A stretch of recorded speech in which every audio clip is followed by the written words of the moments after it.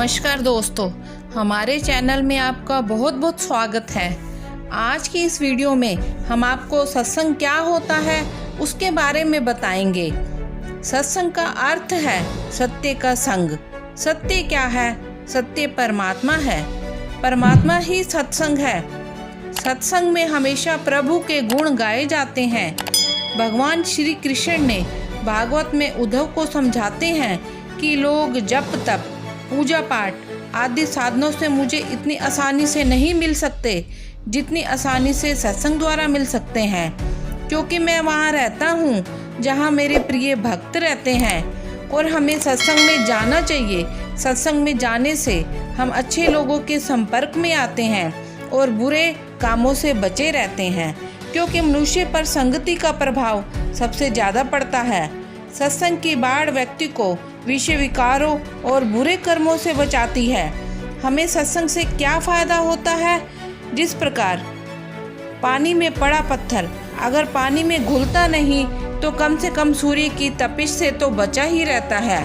इसका अर्थ यह है कि सत्संग में जाकर कम से कम हम बुरे कर्म करने से तो बचते ही हैं। और सत्संग जाने का मकसद हमें संतों के उपदेश के अनुसार अपने जीवन को ढालना है। सत्संग जाने का असली लाभ तभी है जब हम अपने जीवन को सत्संग से प्राप्त उपदेश के अनुसार ढालते हैं। आइए सत्संग के ऊपर आपको एक सच्ची कहानी सुनाते हैं। प्राचीन काल की बात है। एक अशिक्षित ब्राह्मण क्रूर डाकू बन गया। उसने अपने परिवार के पोषण के लिए यात्रियों की हत्या और लूट का मार्ग अपनाया। एक बार देव ऋषि नारद का डाकू से सामना हो गया। डाकू ने उन्हें लूटने का प्रयास किया। इस पर नारद ने उनसे कहा, तुम अपने परिवार के जिन सदस्यों के पोषण के लिए यह पाप कर्म करते हो, क्या तुम्हारे इस पाप कर्म में वे परिजन भागी होंगे? डाकू आश्चर्यचकित था। उससे पहली बार किसी ने ऐसा सवाल किया था। उसने सहमति तो जता दी, लेकिन पुष्टि करने के लिए उसने थोड़ा सा समय मांगा। नारद को एक पेड़ से बांधकर डाकू अपने घर पहुंचा और अपने पिता से पूछा।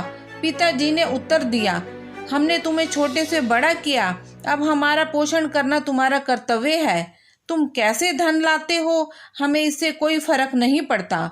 तुम्हारे पाप में हम भागीदार होने का तो प्रश्न ही नहीं उठता। पिता के वचन सुन डाकू के पांव तले जमीन खिसक गई।